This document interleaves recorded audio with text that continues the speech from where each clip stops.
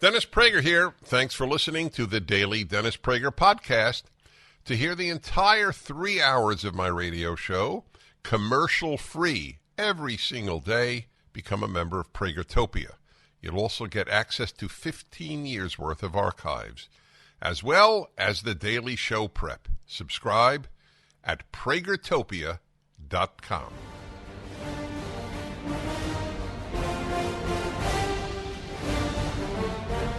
Hi, everybody. Welcome to the Dennis Prager Show. One wonders, is there anything that can come out about what the left has done to the CIA, the FBI, the Department of Justice? Is there anything that could come out that would shake up the American people? My suspicion is that the answer is no. The Durham Report, which has just come out and confirmed what we all knew about the FBI's involvement in the Russia Collusion Hoax. It was all a hoax, it was a lie, and it doesn't matter. January 6th matters. That's what matters, for which we have political prisoners, people who simply entered the Capitol. It was called an insurrection from the beginning. I said from the first day, I wrote my column that week, that it was the same use of January 6th will be used by the left and the Democrats as the Nazis used the Reichstag fire. I'm not comparing Nazis and Democrats, for those who do not understand comparisons. I'm comparing an action, not a group. I can't think of another action that so mimics what the Democrats are doing with January 6th, and that is suppressing freedom and using the government for its own ends to suppress freedom, to jail opponents, just as was done in 1930, what was it, 33, the Reichstag fire, I think it was. And that is exactly what has happened. So all we hear is January 6th, but the actual corruption of the government and the state for the use of a political party to suppress dissent and opponents is done by the Democrats. It's a very bad time in American history, because there is no institution that I can think of. Can you think of an institution? I'm asking you listening. Can you think of an institution that has not been corrupted? I don't mean an organization. Of course, there are terrific organizations, but institution, a medical institution, an academic institution, a media institution, I can't think of any. Sports Illustrated, second year in a row, features a trans woman as its cover for its swimsuit issue. Maybe there will be blowback like there was with regard to Bud Light, but one wonders, what do the women who pose in the swimsuits for Sports Illustrated think about a man who has been surgically sculpted to look like a woman, second year in a row being put on the cover? Anyway, there's nothing more woke than Sports Illustrated. They've been left wing as far back as memory serves. What is their? You have to ask, what is their purpose? How many transgender swimsuit models are there in America? Seriously, think, what is the number? 5, 10? I have no idea, but I'm sure it's double digit, maybe single digit. So what is the reason? The reason is to affirm that men can become women. There is a deep yearning to abolish the binary truth of human sexuality, that there are men and there are women. You cannot become the other. You can look like the other. You cannot become the other. any more than a white can become a black or a black can become a white. Be very interesting, wouldn't it? What would the reaction of the left be? And I don't know the answer to this question. Let us say there was a surgical, or even just through the imbibing of a pill, that one could change one's skin color and look like another race. What would the left's reaction be? What would black people's reaction be if many whites decided, you know what, I have a much better chance of getting a job or getting into college if I look black, which is a fact. That's just a fact. It's not a conjecture. So what would black Americans' reaction be to whites who became black? And why is that any different? In fact, the truth is, race is not genetically made the way sex is. And what about biracial people? Which race are they? If you could look like another race, why would that be unacceptable? You identify as such.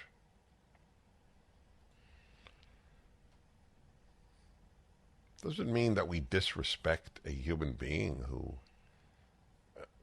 looks like a woman. See, my answer to it is decency and common sense. You look like a woman, you have a woman's name, you sound like a woman. I will say you're a woman. I will treat you as a woman. I will refer to you as she. But if you have to announce to me what genitalia you have or chromosomes you have, then what am I supposed to do then? It means you want me to affirm that men can become women. You don't merely want me to treat you as a woman. You want me to affirm a lie. And that's the issue. The issue is affirming a lie. Which college? You sent me a piece. Which college is now? Colorado University in Boulder. You are not to refer to anyone as he and she unless they tell you to do so. That's a sick place, Colorado University. Colorado has really now joined the competition with Oregon, California. Who else? I mean, Washington as the sickest. Bad folks have taken over the place. That's an example. Well, I see this catching on at universities around the country. You are not to refer to anyone on campus as a he or she unless they tell you to do so. It'd be very interesting if Israel mimicked this. It isn't, by the way, in Israel, which has a very strong liberal left contingent or cohort, if you will, in its population. There is no movement toward accepting that men become women or women become men. Part of the problem is that if I say, how are you? Just how are you? In Hebrew, the you is feminine.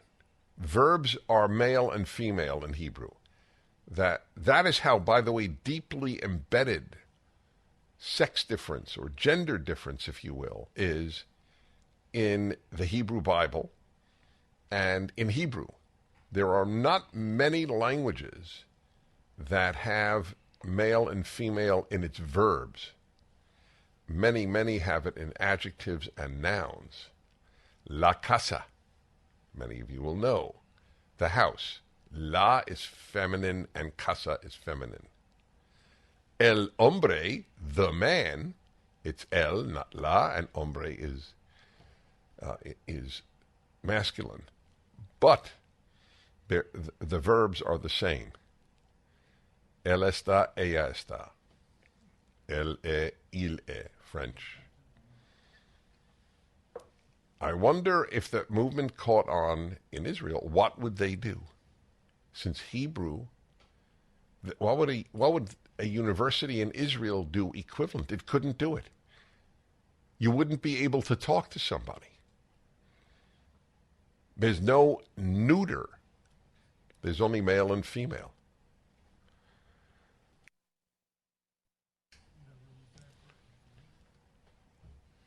One eight Prager 776. I started by telling you that the FBI was involved. Do you understand the depths to which we have sunk? And it means nothing to anyone on the left. Nothing. That the Columbia Journalism Review said the New York Times and Washington Post lied for 2 years means nothing. That's a very bad problem. Every day when I pass a mirror, I still can't believe it. It's me! I'm looking back at myself. I never thought I'd be this fit again, but 42 pounds ago, I decided to take control of my health.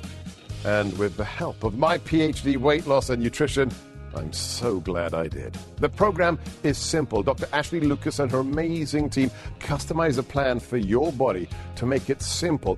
They even provide 80% of your food at no additional cost. They treat your entire person as one. Dr. Ashley believes that all change starts with the mind. She'll help you to change your behavior when it comes to food and think differently about food so you'll never gain the weight back. Give them a call right now at 864-644-1900 and they can answer all your questions. If I can do it, you can do it. According to you, you checked. The New York Times never reported the Columbia Journalism Review. Columbia, it's amazing because Columbia School of Journalism is quite on the left. And they reported that the Washington Post, New York Times just lied for 2 years. And it doesn't matter to a single reader of the New York Times. It doesn't matter. Nothing matters. The mindset of the liberal, forget the leftist. The leftist is simply there to destroy everything we have held precious in America, whether it's the nuclear family or late night comedy. They are just destroyers. There's something empty in their soul, and it hates order, happiness. I can't fully explain it, but the liberal who shares none of the values of the left hates the right more than it hates the left. It's been drilled into them that we are the enemy. So nothing that comes out will change their voting pattern. Not even their kids being taught that there aren't two sexes. The liberal parent generally is fine with it. They're fine with it because they don't want to know about it. Where are they going to find out about it? New York Times, LA Times. You know, the track record of people like me has been pretty good. LA Times just came out with an article yesterday. Not an article, it's an opinion. It's an opinion piece? It was in the opinion section. It is in the opinion. You're right, in the opinion section. But it's they don't print conservative opinion pieces. No. So the fact that they have this in the opinion section is dramatic. The U.S. economy lost $14 trillion. Will have lost $14 trillion because of the lockdowns. They say COVID, of course, but it's the lockdown. The greatest losses stemmed from workplace absences and lost sales, but some of us, remember, said that the lockdowns were a horrible thing. Who was the latest article about the damage done to children because of lockdowns, because of closed schools? Was that the New York Times? This is just another recent article. The damage done to children is quite severe. I was with a is he in high school? No, he's in college. I was with a college student at dinner last night, a very exceptional young man. He's at the University of Miami. And he radiated maturity integrity. He's quite an impressive young man. And he spoke about the effect of no school on him. Intact, happy family, a Jewish family, and it had a severe impact.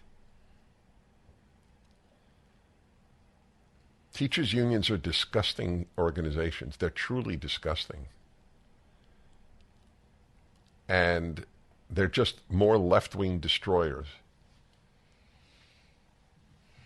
They wouldn't go back to class, partially because they're hypochondriacs. What is the word for people? Paranoid. No, that's not the word. What's the word for people with irrational fear? Is there a word? There should be. Isn't that interesting that we don't have a word for that? People who spend their life afraid. That's interesting. I don't know. We would probably say they're paranoid. Yeah, but paranoid is where you think people will hurt you. That's how people understand paranoid. Yeah. Delusional is a factor, but it has nothing to do with fear. Delusion and fear are not related. I mean, they can be, but they're not necessarily. Greatest losses. So anyway, my larger point is you got much more accurate, infinitely more accurate information from this radio show than you did from the New York Times. Just remember that. The greatest losses stem from workplace absences and lost sales. The latter would due primarily to closed stores, reduced air travel, and limited public gatherings. Why did we have all of that? They let big stores open. Remember that? At the height of the pandemic in the second quarter of 2020, our survey found that air travel fell by nearly 60%, indoor dining by 65%, and in-store shopping by 43%. How do people survive that? Indoor dining by 65%. I remember asking over and over, how come I can take off my mask and eat 3 inches from the person next to me in an airplane, but not 5 feet away from somebody in a restaurant? Nobody had an answer to that. Crush restaurants. Anyway, the left doesn't like small businesses.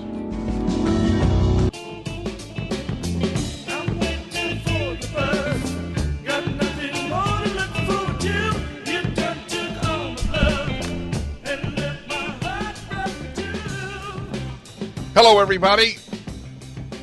My column is out today on a biblical law that could solve much of America's problems. There's a law in the book of Deuteronomy instructing the Hebrews, the Israelites, right after they got out of Egypt and hundreds of years of torment and bondage. Do not hate an Egyptian. Whew. Isn't that interesting? They had no interaction anymore with Egyptians, so it had nothing even to do with Egyptians. God/Moses, whichever one you want to view as the author of the law, knew, though, that hatred will eat up the hater. That's what's happening. The hatred of the white in America is eating up the haters. But if blacks don't hate whites, they may not vote Democrat. That's what it's all about. That's what it's all about. Okie dokie, let's see here. All right, I haven't spoken to him in a while. Ray in Livermore, California. Hello. Hey, good morning, Dennis. Hi. Would you do me a favor and say the great Ray from Livermore for my friends who are listening? Wait, I have to debate. My producer says I should not do that, but I will. Okay. The great Ray from Livermore. Anyway, it's not how. Wait, I thank you, but wait a minute. That's not the way I put it. No, I do. The famous Ray of Livermore. That's the way I would put Yes. it. Okay. All right. Yes. Go Now ahead. I can boast of my friend group, and Livermore is ensconced between Pleasanton and Mountain House. Just for the record. Yeah, for everybody who's not from the Bay Area, it's very helpful. Correct. Yeah. Of course. You were talking about the Sports Illustrated cover and how that this is about affirmation and participation in the fantasy of these people. But I think it's worse than that, Dennis. I think they're trying to provoke people and elicit negative emotions and reactions so they can point to us and continue to call us haters and bigots and homophobes. I think that is part of it. Along with the program. Yeah, that's a fine thought. That's the reason I need to explain our objection. See, if they had this person as the cover swimsuit model and said nothing, just the person's name, then the vast majority of us would know nothing and say nothing. Person looks like a woman. The fact that they tell you, hey, this person has or had a penis. Ha ha ha ha ha. We fooled you. That's what it is about. It is to stick it to us. There's no such thing as a woman. Any man who gets sculpted by a surgeon becomes a woman. That's the agenda. It is not let us honor this individual. Nobody gives a damn. I don't ask anyone I meet, what were you born? You look like a woman. I say, Miss, can I have some more? Can you bring some more napkins? Right? Or sir, ketchup, please. How do we do that? Because we know 99.9999% of the time, or we think we know, what the person's sex is, and we react. Why do I need to be told this person has or had different genitalia, different brain, different chromosomes? Why do I need to be told that? Because it's totalitarian leftism. You must think right, not just act right. The fact that we would act as if this person is a woman is not sufficient. We are supposed to say, it is a woman. That's the left's agenda. That's why it's pride, not tolerance, pride. We must affirm what they believe. How we think matters to the left. And I tell my religious friends, that's why I don't think we should go the route of judging how we think. COVIDtaxrelief.org got a small retail business almost $80,000. COVIDtaxrelief.org got a manufacturing business nearly $250,000. And COVIDtaxrelief.org just got a large distribution business almost $900,000. If you run a business, church, or nonprofit and paid your employees through all or part of the pandemic, you could qualify for up to $26,000 per employee through the government's CARES Act. But beware of clickbait or pay-up-front companies that make you do the work and take a huge percentage of your refund. COVIDtaxrelief.org receives a low, reasonable commission only after you receive your refund. And with 300 CPAs and tax experts, no one is better at getting you the maximum benefit than COVIDtaxrelief.org. Visit COVIDtaxrelief.org now because this plan expires soon. That's COVIDtaxrelief.org, COVIDtaxrelief.org. Refund examples are not a guarantee and not all businesses qualify. Yeah, you should get Pragertopia. Get any of my shows at any time you want. Share it with anybody you want, and it's without commercials. That's a big deal. Pragertopia.com. I will be off the rest of the week, Wednesday, Thursday, Friday. This is the first pure vacation in my memory because everything else involves speaking whenever I go abroad, which I'm doing. I'm going to Germany for 4 days, and it's just vacation. I'll let you know on Monday when I broadcast from Orlando, the National Religious Broadcasters Convention, what it is like. It has an effect because, my work is very intense. I don't talk about light stuff. I try to do it in a light manner often, thank God. It helps me, it helps you. But it's pretty intense, the writing and the lecturing, the books, Prager U. It's a lot of stuff. So anyway, I'll let you know what that was like. So I'll be with you Monday, but I have terrific people sitting in, as always. My belief is that I owe it to you to have people who are so good, you won't miss me that much. Notice I said that much. I didn't say at all.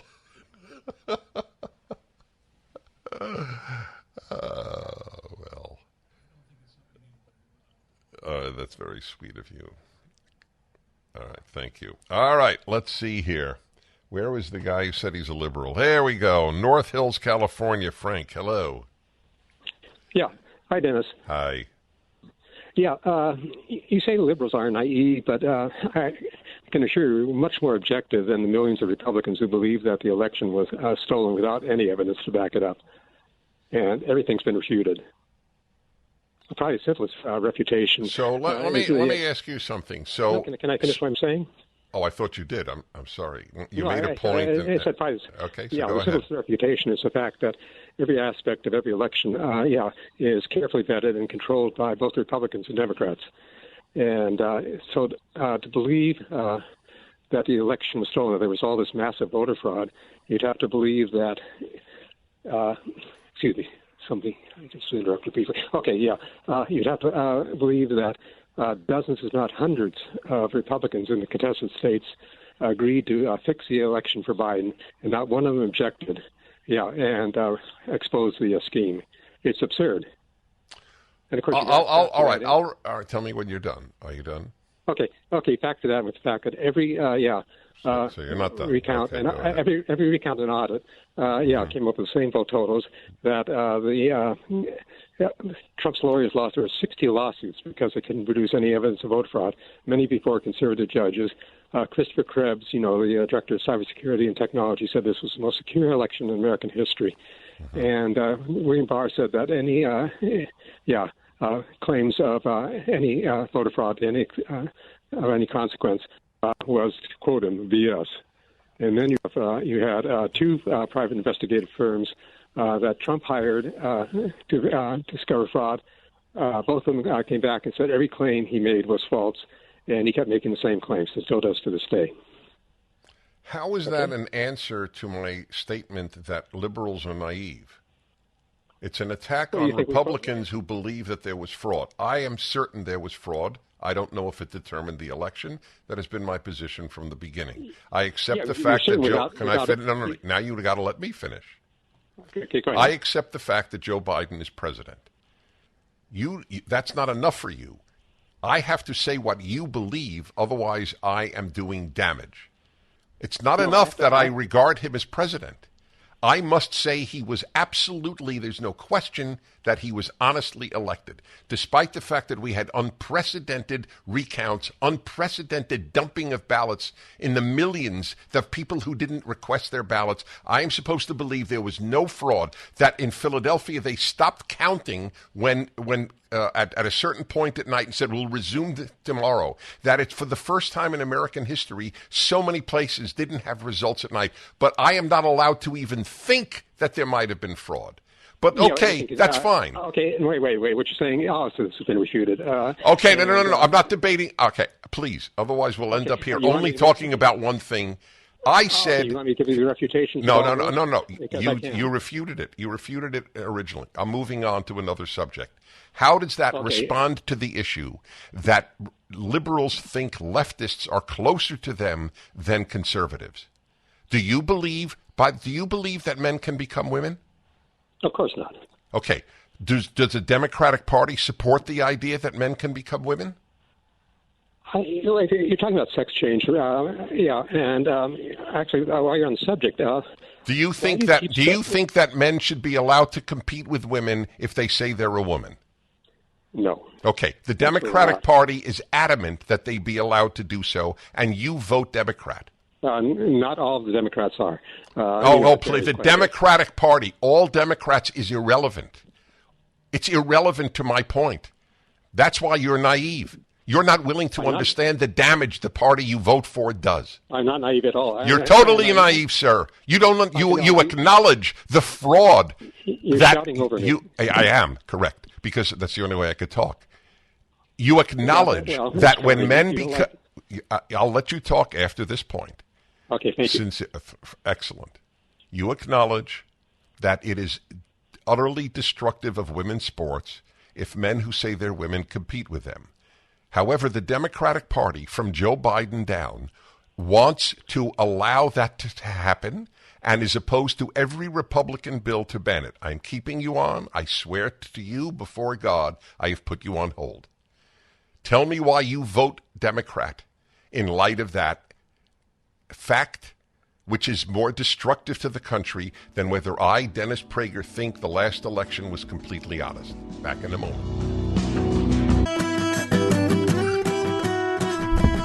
69% of voters call Biden influence peddling charges serious scandal. ABC, CBS, NBC give 0 seconds to the news. Fully 69% of U.S. likely voters say accusations of foreign influence peddling by President Biden and his family are a serious scandal, but ABC, NBC, and CBS didn't spend a second reporting on breaking news Wednesday when Representative James Comer, Republican Kentucky, detailed how the Biden family may have received more than $10 million from foreign nationals. As my producer put it in his pithy summary, what did you say? We have national media? What did you state media? That's right, we have state media. That's why I compare it to Pravda. That's exactly right. When the Democrats are in government, the media are state media. That's it. That's all they are. NBC, CBS, ABC, PBS. That's really a riot. That is if we need a public broadcasting system with all the privates doing the same exact thing, or NPR. Has NPR ever had me on? I don't think so. Do you know? Certainly not in 25 years, let's say. Now, this has nothing to do with me talking about me, but it's me talking about a guy named Dennis Prager. Now, I would say that I have more influence in the society than 99% of the people that NPR has on. Forgetting politicians, of non-politicians. But I'm a conservative, so I have me on.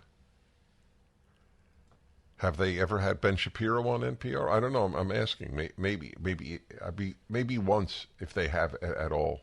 Jordan Peterson, Tom Sowell, Larry Elder. The point is they insulate people from non-left-wing opinion. That's what they do.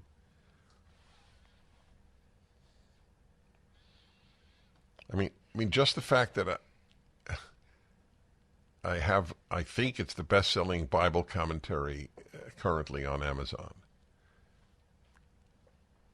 So I have 2 strikes against me. One, I'm conservative, and second, it's religious. I wonder if NPR, I would love to know, has NPR had anybody who's written a Bible commentary on?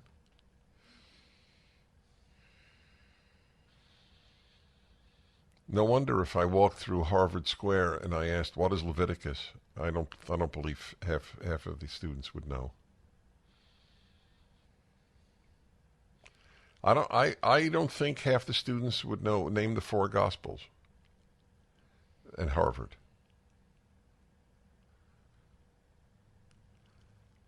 They would know about preferred pronouns. No question about that.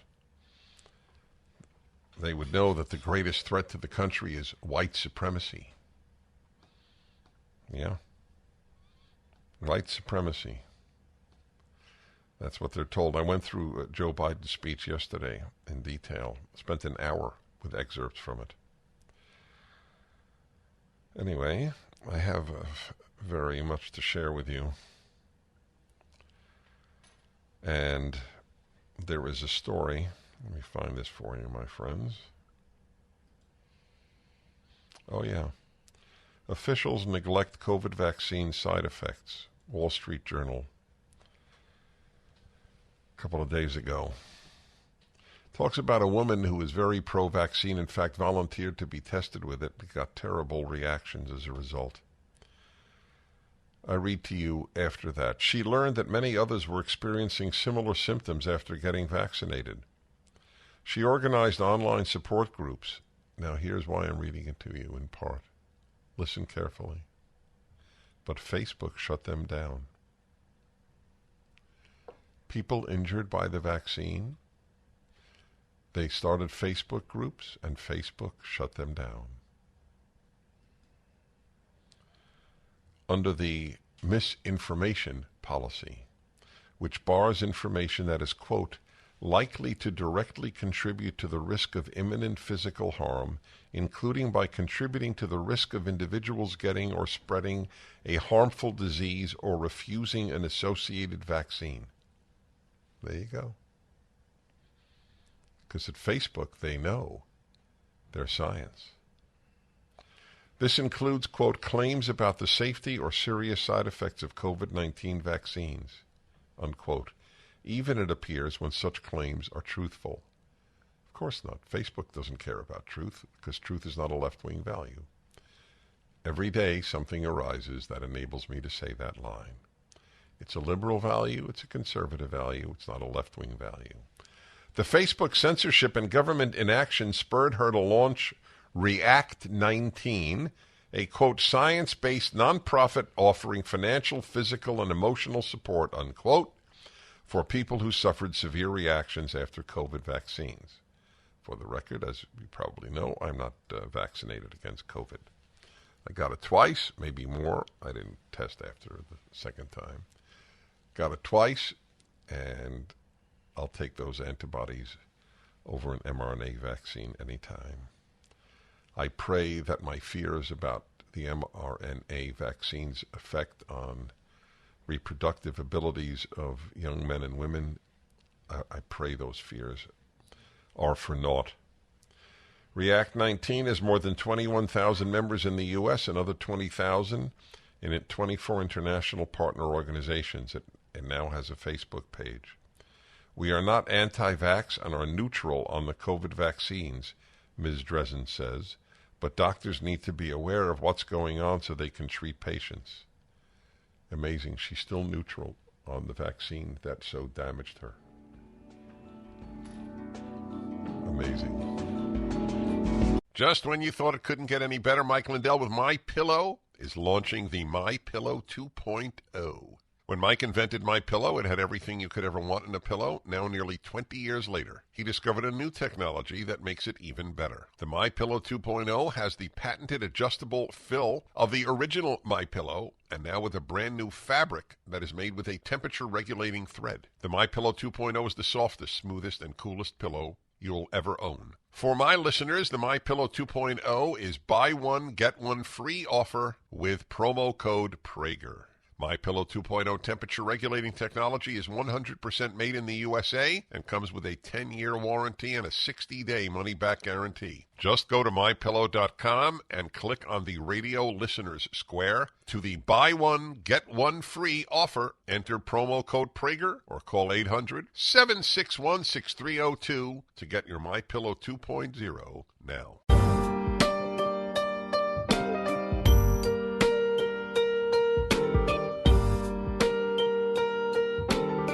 Hi, everybody.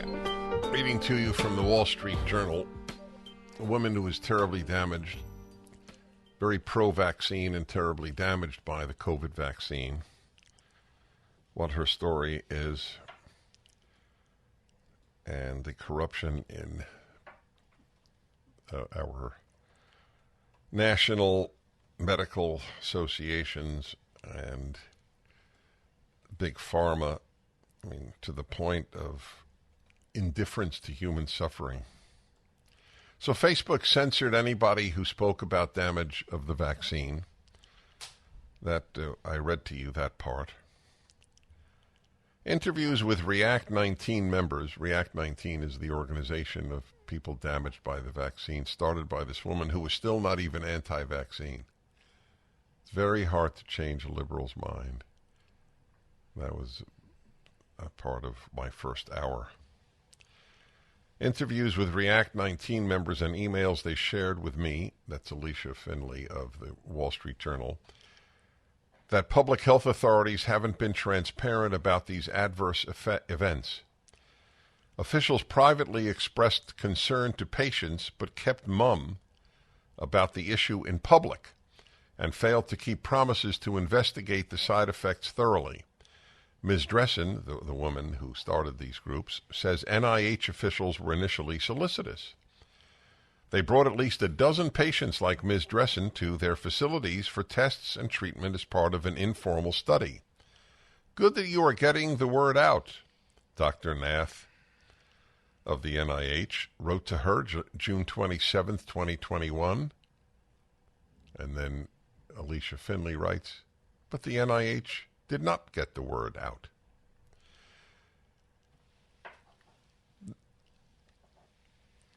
Now, she took, interestingly, the AstraZeneca vaccine. Ms. Dressen says AstraZeneca offered her $1,243.30 if she agreed to waive any additional claims. Did you read that? Yeah. $1,243.30. She turned it down. AstraZeneca says the offer was a reimbursement for medical expenses and tests rather than a legal settlement, and its independent experts determined the injury wasn't vaccine-related. Okay? Other React 19 members I spoke with said they didn't receive responses from Pfizer or Moderna about adverse event reports they filed with the companies. They didn't even get responses. A Pfizer spokesperson said its, quote, medical team thoroughly assesses and reviews medical documentation to further understand the event, and reports are shared regularly with federal and global regulatory and health authorities for further review. You realize that means nothing. That's a long answer. That means nothing. Moderna didn't respond to requests for comments to the Wall Street Journal. In the fall of 2021, as some Americans resisted vaccination, the Biden administration mandated vaccines for healthcare workers. In other words, you're a healthcare worker, you're fired. You lose your income if you don't get vaccinated. Remember that? Most Americans were fine with that. That was very frightening. I'm not easily frightened. They were necessary to ensure employee safety and health. I don't understand something. If I'm vaccinated, why the hell do I care if you're vaccinated? It's like, if I wear a mask, why do I care if you wear a mask? If the vaccine works, why do I care if you're vaccinated? One of the many questions I asked the entire time. At the same time, FDA and NIH officials received a growing number of reports of severe side effects, including from medical professionals who had been among the first to get vaccinated. One was Denise Hertz, a 66-year-old retired gastroenterologist in Santa Monica, California. On February 4th, 2021, she stumbled on an article from Neurology Today in which Anthony Fauci sought to correct his earlier recommendation that people with a history of Guillain-Barré syndrome, a rare disorder in which the immune system attacks the nervous system, shouldn't get vaccinated because it might trigger a recurrence. After drawing pushback from the medical community, Dr. Fauci retracted his statement because it clashed with the CDC. What does follow the science mean? It means follow the dominant scientists that you believe in. Hi, everybody. I'm Dennis Prager, and it is a pleasure to be with you. Quite an article in the Wall Street Journal about not responding to people, the pharmaceutical companies not responding to people who have been damaged by the COVID vaccine. It was a real horrible thing to have kids vaccinated against it when the chances of their being hurt by COVID were so minuscule. Do you realize how much more honest my track record is than the New York Times on every major issue? Do you realize that? That's not a brag. It's true about so many of my co-conservatives. But I can speak for me because I know all of my positions.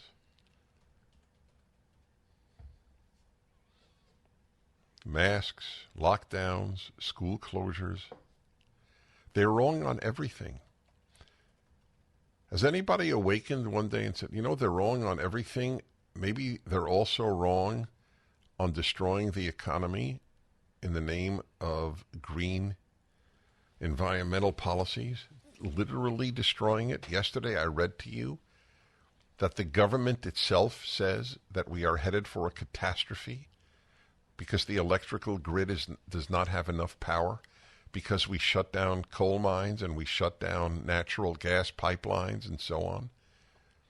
Do you understand the damage being done for no good reason? The existential threat to humanity is a gigantic lie. Gigantic. I'm not saying global warming is a lie. I'm saying the existential threat is a lie. Because truth is not a left-wing value. Do you not understand they scare you in order to gain power? That's all it is about. That is why I wrote in April 2020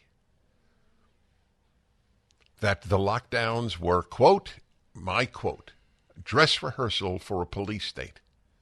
That's exactly what they were. And they realized almost nobody would oppose them in America, including, tragically, synagogues and churches who were sheep for the most part. Docile sheep in the face of irrational, harmful, secular authority. I look to religion to give people courage. If it's going to produce wimps, of what use is religion? I've devoted my life to spreading the idea that only Judeo-Christian values will save us. Who the hell holds Judeo-Christian values? That's a real good question.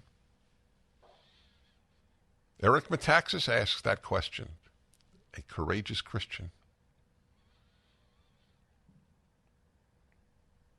I'm going to have him on again.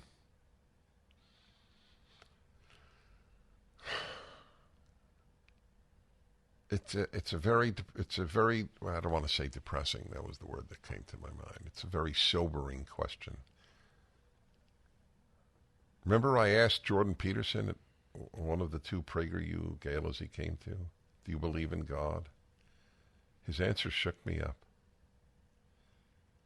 He said something to the effect that it's so difficult to say you believe in God, not because it's hard to believe in God, but because of the moral demands that belief in God makes upon a person. But how many people think that way? The government says, shut your church for a year. And you go, okay, fine. You don't even allow it to be open. You're not forcing anybody to go. If you have scared parishioners, then fine. A friend of mine who was a rabbi, the board of directors of his synagogue were out of their minds scared. Out of their minds sheep. worthless. It drove him crazy. He would have had services every single Saturday. Another synagogue, a prominent synagogue in the West Coast, they actually, on Rosh Hashanah of 2021, there were no services in 2020. 2021, they put a mask over the shofar, the ram's horn that is blown on the New Year day to call people to penitence. A mask on the shofar. In the history of the Jewish people, blowing the ram's horn for 3,000 years, did it ever have a mask?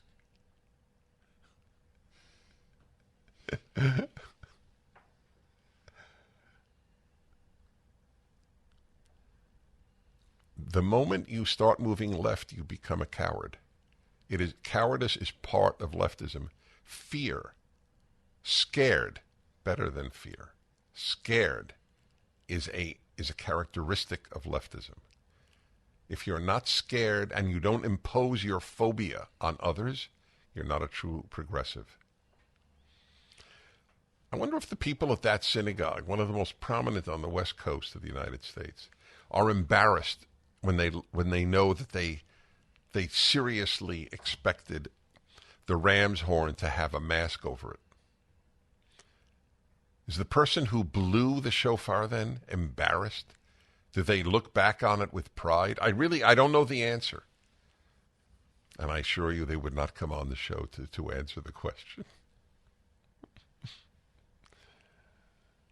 Some churches and some synagogues defied it, and they were hated by many fellow Christians and many fellow Jews.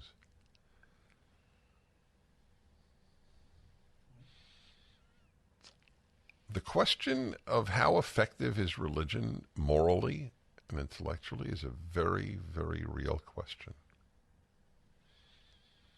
And it's probably the saddest of all the questions.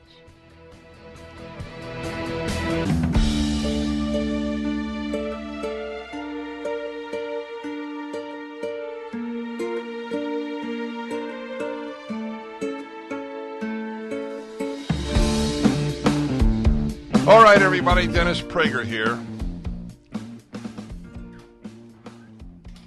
The subject of my column this week, which is out every Tuesday, and there are over 1,000 of my columns up on the internet. You could do worse than read them. I know it sounds self-serving, but it's free. I don't make money if you read it. I can make converts, though, to reason and morality. So, it's titled A Biblical Law That Would Change American Life. There's a law that is known to almost no one except real biblical scholars. There's a law in Deuteronomy. By the way, that's the book that the founders of the United States cited more than any other book ever written. Biblical or Enlightenment. It's a fascinating little piece of data. The founders cited the book of Deuteronomy more than anything else. In second place was the French Enlightenment thinker Montesquieu. But Deuteronomy was number one. And in that book is a little law. It's just part of a verse. It's not even its own verse. You may not hate an Egyptian. They had just suffered horribly as slaves in Egypt for hundreds of years. And God says, or if you don't believe God, Moses says, you don't believe Moses, somebody said, don't hate an Egyptian. You know what's interesting about that, aside from the obvious? They had no interaction with Egyptians again. That's over. So it's in terms of pragmatics, it's irrelevant. So why would there be a law, don't hate a group that you don't have any more interaction with? Because it was meant to affect the Israelite, the Hebrew. That's why. That's why I titled my piece, A Biblical Law That Would Change American Life. How about having every church in America, every synagogue in America, teach thou shalt not hate the white. Shall not hate a white. Think that would change the country? I do. It's the only hatred permitted in this country. Hatred of whites, especially white males, especially white Christian heterosexual males. Then you have everything running against you. With that, that's powerful. We return. I'm Dennis Prager. The Dennis Prager Show, live from the Relief Factor Pain-Free Studio.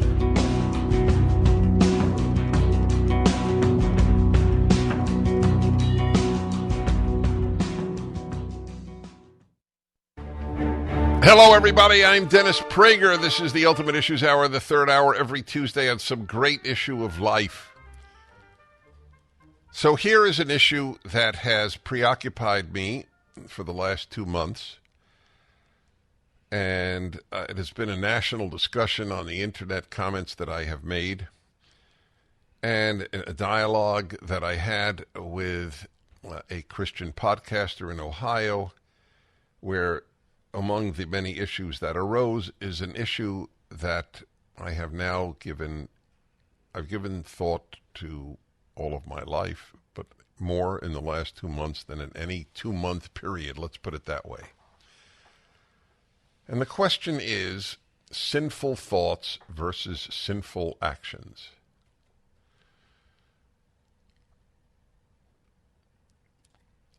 One of the most interesting reactions, may I speak about you in this regard? Sure. My producer and very, very, very close friend, a.k.a. the living martyr, who Alan Estrin, who came up with the idea of PragerU and is producer of this show and so much more. So I am proud to say I had a big effect on his thinking many years ago, and now he's had a big effect on mine and not everybody else, but millions of others through what he has helped create. He said to me just the other day, and I did not know this, I don't know if you had told me this in the past, but you said recently, when you heard from me, he grew up completely secular, completely non-religious. And he said, when I heard you, Dennis, say that what counts are your actions, not your thoughts, is that correct? That is the single biggest thing that opened you up, in this case, to Judaism. Because he came from a home where the parents were Jews, but there was no religion to speak of, which is very common among Jews, unfortunately, but that's the way it is. It's common among Christians, but they're just not called Christians anymore. They're just called secular people. So that really meant a lot to me when he told me how much that meant to him. Because one of the guiding principles of my life is from the Talmud, in one of the most important chapters of the Talmud. And that is, it is not the teaching that is the essence, but the deed. Which basically means it's not the thought that is most essential, it is the deed. So there are many criticisms of me on the internet for having said that, because there is a widespread belief in the Christian world, and you know I don't know of a bigger advocate of Judeo-Christian values in America than I am, and have been for all of my career of 40 years, and big defender of Christians and Christianity, as so many of my Christian listeners and readers know. But obviously there are differences in some of their theologies. Otherwise they would have the same religion. And that's fine with me, by the way. That there will be difference in beliefs is perfectly understandable. But this one, because it's been raised so much now and is, I think, fundamental in some ways, I'm addressing. So what does it mean, a sinful thought? And if a sinful thought leads to sin, I mean, which is obvious, you can't do something you didn't think about. But is the corollary true? A good thought leads to goodness. Well, you might say, of course, because how could you have a good deed if you didn't have a good thought? But the problem is, the vast majority of good thoughts don't lead to goodness. Most evil in the last 100 years, just to give an example, and the last 100 years saw more genocide, more torture, more enslavement, more mass murder than any century in history, was caused by people with good thoughts. You think communists didn't have good thoughts?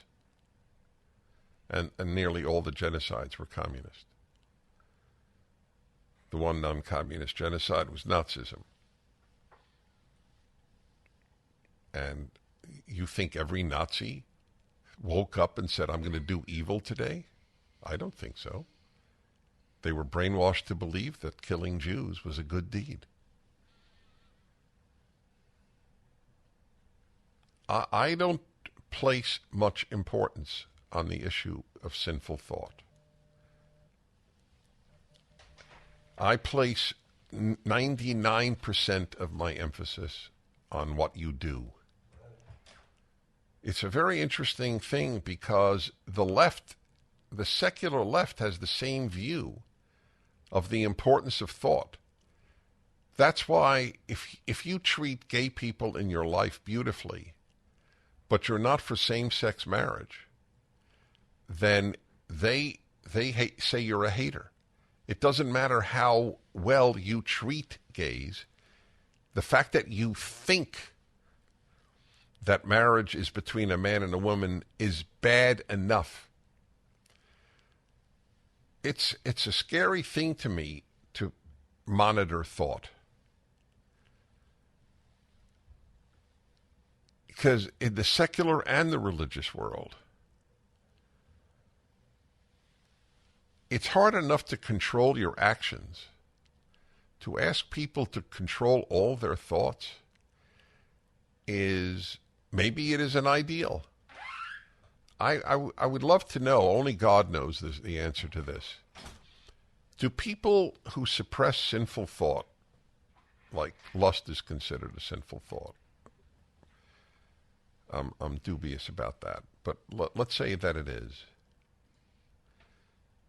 Do the people who suppress those thoughts, are they kinder than people who don't suppress those thoughts? In other words, does it manifest itself in behavior? Do people who believe in sinful thoughts act finer, with more courage? Do they fight evil? And after all, God said, or at least, no, if not God, the psalmist said, those of you who love God must hate evil. If you don't hate evil, therefore you don't love God. Do people who suppress sinful thought fight evil?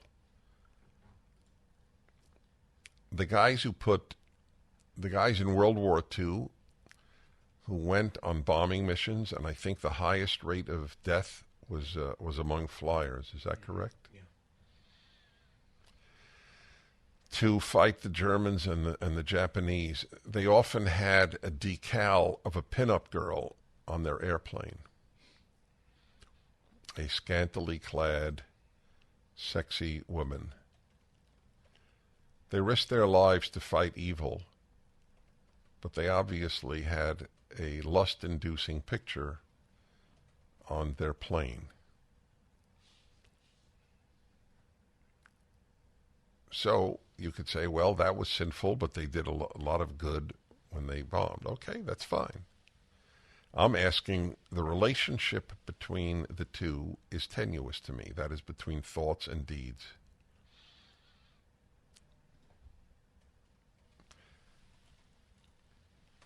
The vast majority of men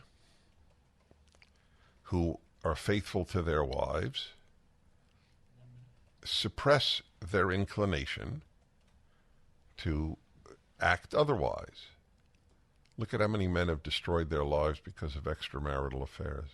You realize how powerful the urge in men is to have sex with more than one woman, not necessarily at a time, by the way. That's the way men are made. They were made that way by God. This is not societally induced. This has been the case since men were created. It is a battle every man has to fight. Many men don't tell their wives about this because they're embarrassed or afraid. We'll return. Ultimate Issues Hour. Okay, this is a tough issue, but it's an important one. Is there such a thing as sinful thought? So I'm going to tell you a story I don't know if I've said on the radio or not. It's a very personal story, but I decided very early in my career that I would be as transparent as possible. So I grew up as an Orthodox Jew in Brooklyn, New York, and it was sort of a cocoon. My whole world was a religious Jewish world. Went to a religious Jewish school. I went to a summer camp that was religious. My home was, my friends were, my parents' friends were. My nature has always been, however, to want to meet the other. I'm not a cocoon fan, and I'm not blaming those who like. Most people like cocoons. Be surrounded by people who like them. Anyway, at a very early age, I decided I wanted to see the world. I've been to 130 countries. I've lived out my childhood dream in that regard. And I was infatuated with non-Jews from a very early age. I knew I was not living. The Jews were a small minority. I wanted to know the majority. I remember as a kid, if I met the mailman, I would start asking him about his life and his family, just to know about the other. Anyway, I remember my first exposure to Christianity was twofold. One, my family watched the Christmas Mass from the Vatican every Christmas Eve, and I got a big kick out of it. I didn't blink. I mean, I just watched it. It was so fascinating to me. And the other was on the car radio when my father would, turn the dial, and you'd go over stations as you went to the number on the dial you wanted. And often there would be a Christian preacher.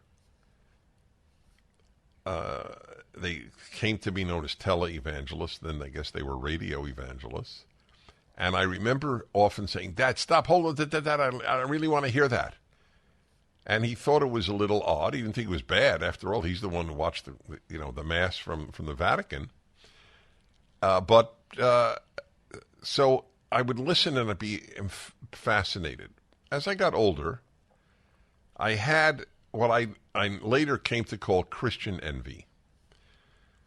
And what was that about? I had to observe all these laws. And Christians didn't have to observe any of these laws. I'm talking about the ritual laws of the Torah and Judaism. And in my mind, it was infinitely easier to be a Christian than a Jew. All you had to do was believe in Christ, and you were set. No kosher laws, no Sabbath laws, nothing. And so I had what I quote-unquote Christian envy. Then, as life would have it, God or fate had me at the age of 33. I began broadcasting, and my first show was to be the moderator of a priest, minister, and rabbi each week, different ones each week. And I did that for 10 years. And there was no commercial. It was the one commercial-free program on that station. So, therefore, 2 hours times 50 weeks was it 1,000, correct? No. 100. Sorry. 100 hours. So, that was 100 hours a year. I think I got that math right. Is that right? What is 2 hours a week? 2 times 50 is 100, yeah. 100 hours times 10 years. I did 1,000 hours of dialogue with Christians, Jews, and I invited other religious groups over the course of time. And about year 5, I dropped Christian envy. And it was over this issue. And it was really new to me. And the reason was, while we Jews had all this preoccupation and even guilt over ritual sins, they were sins over actions. But Christians sort of traded in sins over actions for sins over thought. And that dropped my Christian envy. So I'm giving you a personal response. I'm not even saying who's right. I'm only noting that there is a difference of approach. There is one thought sin that I am aware of, and it's in the 10 Commandments. Do not covet your neighbor's wife, your neighbor's house, your neighbor's ox, and anything your neighbor owns. Covet, however, is not lust. And I make that clear. This is not new. I make it clear in my Bible commentary, The Rational Bible. In fact, there really isn't a biblical Hebrew word for lust, which comes as a surprise, I'm sure, to many. By the way, Jesus did not say lust. He said covet as well, because he was repeating the 10th commandment. The Greek he uses is covet. Covet is very different from lust.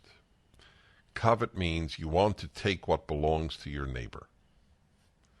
His house, his servants, his wife, his animal, and anything he owns. You don't lust after an ox. You don't lust after a house. That's the one thing you can't do. You can't want to steal. That's basically what it means. But otherwise, pretty much the mind is left alone. So I am behavior preoccupied because I know how many people have good intentions and they're worthless and they do a lot of bad. So I'm a behavior man. Take your calls when we come back. All right, it's the Ultimate Issues Hour, the Dennis Prager Show, third hour every Tuesday. Very, very, very big issue of, is there such a thing as sinful thought or only sinful actions? So, I gave you my thought. By the way, remember that a big part of my preoccupation with actions is, first of all, that's what affects others. Secondly, if bad thoughts are sinful, then good thoughts are goodful. But they're not. What leads to good deeds is not always good thoughts. It's obviously that's an element, but the relationship between good thoughts and good deeds is very tenuous. The people who give children hormone blockers and otherwise truly abuse children in the name of their trans ideologies, they have good thoughts. They think they're doing good things for children. Look, the people who sacrificed children in the pagan world didn't think they were doing bad. So it's a tough question, the question of thoughts and deeds. But to me, deeds are everything. Pittsburgh Pittsburgh? No, how was that? So is it? I assume it's Pittsburgh, Pennsylvania. There's an error here. John, hello. Hello, Hi. Dennis. This is John. And I am from Pittsburgh. That's right. Yes, and anyway, great to talk with you. And I agree with you that the thoughts and behaviors. It's a very tenuous position. I believe that a thought can be bad, can be sinful. And I'll share real quick. So I was divorced, a real nasty, bad divorce. I didn't want to divorce. And if I would have held on to like my bad, resentful thoughts towards my ex, it would have messed me up. So, I mean, that's a very one good way point. that I look yes, at it. You know what? That's a great call. That's a very, very good point. Sometimes, even if certain thoughts don't lead to bad actions, they can mess you up. That's true. Still, if you had resentful thoughts and you acted decently toward your ex, that would be what matters the most. But for your sake, not to dwell on your resentment is a very good idea. That's why I mentioned, and it's my column today, that just as there's a biblical law for the Hebrews not to hate the Egyptian, there's a biblical law, do not hate an Egyptian. They had just gotten out of hundreds of years of enslavement. It's an amazing law. But it was done for their sake. They had no interaction anymore with Egyptians. So that's true. Nevertheless, if you don't like me, that's sad. But as long as you don't do anything to hurt me, I don't care. To be honest,